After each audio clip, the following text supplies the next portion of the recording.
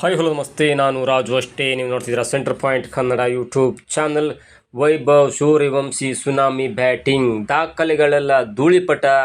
Play ಆಫ್ನತ್ತ RR, LSGಗೆ ಸೋಲು, DSK ಮತ್ತು CSK ಕನಸು ನುಚ್ಚು ನೂರು. ಏನಿದು ಅಪ್ಡೇಟ್ ಇವೆಲ್ಲವನ್ನು ನೋಡೋಣ. ಅದಕ್ಕಿಂತ ಮೊದಲು ಇಲ್ಲೇ ತನಕ ನಮ್ಮ ಚಾನಲ್ನ ಸಬ್ಸ್ಕ್ರೈಬ್ ಮಾಡಿಲ್ಲ ಅಂದರೆ ಈಗಲೇ ಸಬ್ಸ್ಕ್ರೈಬ್ ಮಾಡಿ, ಜೊತೆಗೆ ಕಾಮೆಂಟ್ಗಳ ಮುಖಾಂತರ ತಮ್ಮ ಅಭಿಪ್ರಾಯವನ್ನು ತಿಳಿಸಬಹುದು. ವೀಕ್ಷಕರೇ, ಇವತ್ತು ನಡೆದಂಥ IPL 2026ರ 64ನೆಯ ಪಂದ್ಯದಲ್ಲಿ ರಾಜಸ್ಥಾನ್ ರಾಯಲ್ಸ್ ತಂಡ ಮತ್ತು LSG ತಂಡಗಳು ಪರಸ್ಪರ ಮುಖಾಮುಖಿಯಾಗಿದ್ದವು. ಈ ಪಂದ್ಯದಲ್ಲಿ ಮೊದಲು ಟಾಸ್ ಗೆದ್ದಂಥ RR ತಂಡ ಮೊದಲು LSGಗೆ ಬ್ಯಾಟಿಂಗ್ ಮಾಡುವಂಥ ಅವಕಾಶವನ್ನು ನೀಡಿತ್ತು. ಹೀಗಾಗಿ ಮೊದಲು ಬ್ಯಾಟಿಂಗ್ ಮಾಡಲು ಅವಕಾಶವನ್ನು ಪಡೆದುಕೊಂಡಂಥ LSG ತಂಡ ಭರ್ಜರಿಯಾದಂಥ ಆರಂಭದೊಂದಿಗೆ 220 ರನ್ನನ್ನು ಮಾಡಿ 221 ರನ್ಗಳ ಬೃಹತ್ ಟಾರ್ಗೆಟನ್ನು RR ತಂಡದ ಮುಂದಿಡುತ್ತೆ. ಇನ್ನು ಈ 221 ರನ್ಗಳ ಟಾರ್ಗೆಟನ್ನು ಬೆನ್ನತ್ತಿದಂಥ RR ತಂಡದ ವೈಭವ್ ಸೂರ್ಯವಂಶಿಯವರ ಸುನಾಮಿ ಬ್ಯಾಟಿಂಗ್ ನೆರವಿನಿಂದ ಇನ್ನೂ 5 ಬಾಲ್ ಬಾಕಿ ಇರುವಂತೆ 225 ರನ್ ಮಾಡಿ 3 ವಿಕೆಟನ್ನು ಕಳ್ಕೊಂಡು ಬರೋಬ್ಬರಿ 7 ವಿಕೆಟ್ಗಳ ಅಮೋಘವಾದ ಜಯವನ್ನು ಸಾಧಿಸುತ್ತೆ. ಜೊತೆಗೆ 2 ಅಂಕಗಳೊಂದಿಗೆ ಇದೀಗ IPLನ ಅಂಕಪಟ್ಟಿಯಲ್ಲಿ 14 ಅಂಕಗಳೊಂದಿಗೆ ಟೋಟಲ್ ಆಗಿ 4ನೇ ಸ್ಥಾನಕ್ಕೇರಿದೆ. ಈ ಮುಖಾಂತರ ಪ್ಲೇ ಆಫ್ಗೆ ಹೋಗುವಂಥ ಕನಸು ಇನ್ನೂ ಜೀವಂತವಾಗಿದೆ ಮತ್ತು ಸುಲಭವಾಗಿದೆ. ಜೊತೆಗೆ RR ಇದೀಗ ಗೆಲುವಿನೊಂದಿಗೆ DC ಮತ್ತು CSKಯ ಪ್ಲೇ ಆಫ್ ಕನಸು ನುಚ್ಚುನೂರಾಗಿದೆ.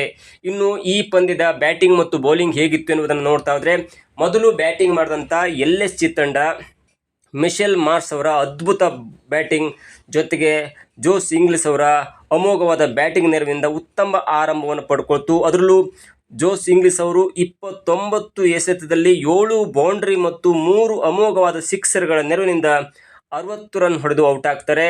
ಜೊತೆಗೆ ಮಿಶೆಲ್ ಮಾರ್ಷ್ ಅವರು 57 ಬಾಲ್ನಲ್ಲಿ 11 ಅಮೋಘವಾದ ಬೌಂಡ್ರಿ ಮತ್ತು 5 ಭರ್ಜರಿಯ ಸಿಕ್ಸರ್ಗಳ ನೆರವಿನಿಂದ 96 ರನ್ ಮಾಡ್ತಾರೆ.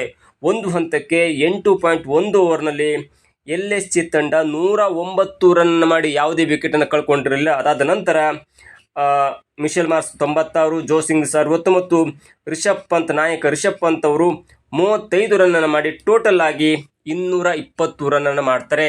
230 ಹತ್ತಿರ ಹೋಗ್ಬೋದಿತ್ತು, ಆದರೆ ಕೊನೆಯಲ್ಲಿ ಬೌಲಿಂಗ್ ಮಾಡಿದಂಥ ಜೋಫ್ರಾ ಆರ್ಚರ್ ಅವರು 20ನೇ ಓವರ್ನಲ್ಲಿ ಕೇವಲ 5 ರನ್ನ ನೀಡಿ 2 ರನ್ಔಟ್ ಮಾಡ್ತಾರೆ, 1 ಬೌಲ್ಡ್ ಮಾಡ್ತಾರೆ. ಹೀಗಾಗಿ LSG ತಂಡ ನಿಗದಿತ 20 ಓವರ್ಗಳಲ್ಲಿ 5 ವಿಕೆಟನ್ನು ಕಳ್ಕೊಂಡು 220 ರನ್ನನ್ನು ಮಾಡುತ್ತೆ ಮತ್ತು 221 ರನ್ಗಳ ಒಂದು ಟಾರ್ಗೆಟನ್ನು ಕೊಡುತ್ತೆ. ಜೊತೆಗೆ RR ತಂಡದ ಬೌಲಿಂಗ್ ಹೇಗಿತ್ತು ಎನ್ನುವುದನ್ನು ನೋಡ್ತಾ ಹೋದರೆ, ಜೋಫ್ರಾ ಆರ್ಚರ್ ಅವರು 4 ಓವರನ್ನು ಬೌಲಿಂಗ್ ಮಾಡಿ 39 ರನ್ನನ್ನು ನೀಡಿ 1 ವಿಕೆಟನ್ನು ಕಬಳಿಸ್ತಾರೆ. ಜೊತೆಗೆ ಯಶ್ ಅವರು 4 ಓವರನ್ನು ಬೌಲಿಂಗ್ ಮಾಡಿ 35 ರನ್ನನ್ನು ನೀಡಿ 2 ವಿಕೆಟನ್ನು ಕಬಳಿಸ್ತಾರೆ.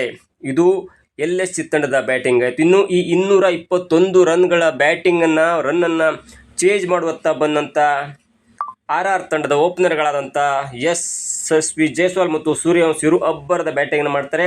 ಒಂದು ಹಂತಕ್ಕೆ ಯಶಸ್ವಿ ಜೈಸ್ವಾಲ್ ಅವರು 23 ಎಸೆತವನ್ನು ಎದುರಿಸಿ 8 ಬೌಂಡ್ರಿ ಮತ್ತು 1 ಭರ್ಜರಿ ಸಿಕ್ಸರ್ಗಳ ನೆರವಿನಿಂದ 43 ರನ್ ಹೊಡೆದು ಔಟ್ ಆಗ್ತಾರೆ. ಅಲ್ಲಿಯ ತನಕ ಸ್ವಲ್ಪ ಸ್ಲೋ ಆಗಿ ಆಡ್ತಾ ಇದ್ದಂಥ ಕೇವಲ 6 ಬಾಲ್ನಲ್ಲಿ ಒಂದೇ ಒಂದು ಬೌಂಡ್ರಿಯನ್ನು ಸಿಡಿಸಿದಂಥ ಸೂರ್ಯವಂಶಿ ಅದಾದ ನಂತರ ಅಮೋಘವಾದ ಬ್ಯಾಟಿಂಗ್ ಮಾಡ್ತಾರೆ.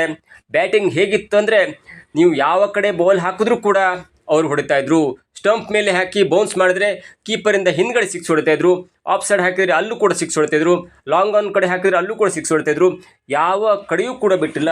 ಯಾವ ಲೆವೆಲಿಗೆ ಅಂದರೆ, ತಾನು ಎದುರಿಸಿದಂಥ 38 ಎಸೆತದಲ್ಲಿ ಭರ್ಜರಿಯಾದಂಥ 10 ಸಿಕ್ಸರ್ಗಳನ್ನು ಸಿಡಿಸ್ತಾರೆ ಮತ್ತು 7 ಬೌಂಡ್ರಿಗಳನ್ನು ಸಿಡಿಸ್ತಾರೆ. ಒಟ್ಟಾರೆಯಾಗಿ ಅವರು ಔಟ್ ಆಗುವ ಮೊದಲು 38 ಎಸೆತದಲ್ಲಿ 93 ರನ್ ಹೊಡೆದು ಔಟ್ ಆಗ್ತಾರೆ. ಅದರಲ್ಲಿ 7 ಬೌಂಡ್ರಿ ಮತ್ತು 10 ಸಿಕ್ಸರ್ಗಳು ಇರುತ್ತೆ.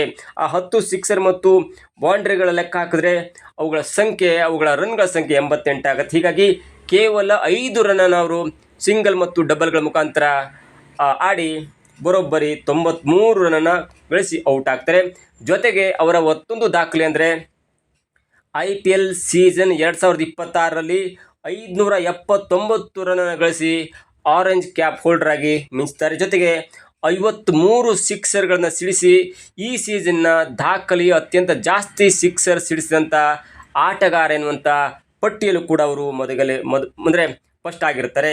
ಅದಾದ ನಂತರ ಬಂದ ಧ್ರುವ ಜುರೇಲ್ ಅವರು 38 ಎಸೆತದಲ್ಲಿ 53 ರನ್ ಮಾಡಿ ಇನ್ನೂ 5 ಎಸೆತ ಬಾಕಿ ಇರುವಂತೆ 3 ವಿಕೆಟನ್ನು ಕಳ್ಕೊಂಡು 225 ರನ್ ಮಾಡಿ ಬರೋಬ್ಬರಿ 7 ವಿಕೆಟ್ಗಳ ಅಮೋಘ ಗೆಲುವನ್ನು ಸಾಧಿಸುತ್ತೆ.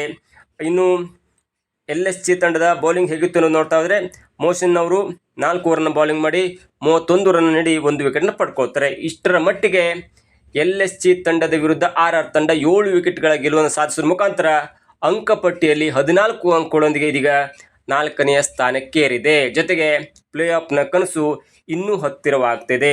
ಇವತ್ತು RR ತಂಡ ಗೆದ್ದ ನಂತರ DC ಮತ್ತು CSKಯ ಈ ಪ್ಲೇ ಆಫ್ ಕನಸು ನುಚ್ಚು ನೂರಾಗಿದೆ. ಇನ್ನು IPL ಅಂಕಪಟ್ಟಿಯನ್ನು ನೋಡ್ತಾ ಹೋದರೆ RCB 18 ಅಂಕಗಳೊಂದಿಗೆ ಮೊದಲ ಸ್ಥಾನದಲ್ಲಿದೆ.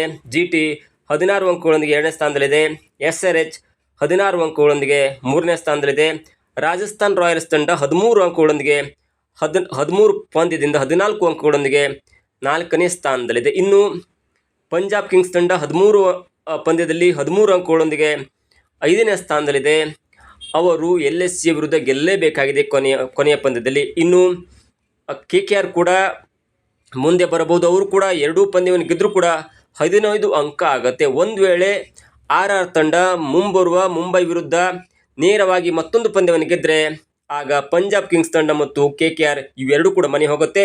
ಒಂದು ವೇಳೆ RR ತಂಡ ಮುಂದಿನ ಮುಂಬೈ ತಂಡದ ವಿರುದ್ಧ ಸೋತ್ರೆ ಜೊತೆಗೆ ಪಂಜಾಬ್ ಕಿಂಗ್ಸ್ ತಂಡ ಮುಂದಿನ ಪಂದ್ಯದಲ್ಲಿ LSG ವಿರುದ್ಧ ಗೆದ್ದರೆ ಆಗ ಪಂಜಾಬ್ ಕಿಂಗ್ಸ್ ತಂಡ ಮೇಲ್ಗಡೆ ಹೋಗ್ಬೋದು ಅಥವಾ ಅಂದರೆ ಪ್ಲೇ ಆಫ್ಗೆ ಹೋಗುವಂಥ ಸಾಧ್ಯತೆ ಇದೆ. ಹೀಗಾಗಿ RR ತಂಡಕ್ಕೆ ಇದು ಒಂದು ಸುಲಭ ತುತ್ತಾಯಿತು, ಸುಲಭವಾದಂಥ ಗೆಲುವಾಯಿತು. ಜೊತೆಗೆ ಒಂದು ವೇಳೆ ಮುಂಬರುವ ಪಂದ್ಯದಲ್ಲಿ ಮುಂಬೈ ಇಂಡಿಯನ್ಸ್ ತಂಡದ ವಿರುದ್ಧ ಗೆದ್ದುಬಿಟ್ರೆ ಅಷ್ಟಕ್ಕೆ ಪಂಜಾಬ್ ಕಿಂಗ್ಸ್ ತಂಡ ಆಗಲಿ KKR ಆಗಲಿ ಅವೆಲ್ಲ ಪಂದ್ಯವನ್ನು ಗೆದ್ದರೂ ಕೂಡ ಪ್ಲೇ ಆಫ್ಗೆ ಹೋಗಲಿಕ್ಕೆ ಆಗೋದಿಲ್ಲ. ಅವರ ಮ್ಯಾಕ್ಸಿಮಮ್ ಪಾಯಿಂಟ್ಗಳ ಸಂಖ್ಯೆ 15 ಆಗುತ್ತೆ. ಅಷ್ಟೊತ್ತಿಗೆ RR ತಂಡ ಮುಂಬೈ ವಿರುದ್ಧ ಗೆದ್ದರೆ 16 ಅಂಕಗಳೊಂದಿಗೆ ಪ್ಲೇ ಆಫ್ನ 4ನೇ ಸ್ಥಾನಕ್ಕೆ ಹೋಗುತ್ತೆ. ಅಂದರೆ ಅಂಕಪಟ್ಟಿಯಲ್ಲಿ 4ನೇ ಸ್ಥಾನಕ್ಕೆ ಹೋಗಿ ಪ್ಲೇ ಆಫನ್ನು ತಲುಪುತ್ತೆ. ಜೊತೆಗೆ ಇವತ್ತು ಸೂರ್ಯವಂಶಿಯವರ ಬ್ಯಾಟಿಂಗನ್ನು ನೋಡ್ತಾ ಹೋದರೆ 15 ವರ್ಷದ ಆಟಗಾರ ಇಡೀ ಪ್ರಪಂಚವನ್ನು ತನ್ನತ್ತ ಸೆಳೆದಂಥ ಒಂದು ರೀತಿ ಇಲ್ಲ.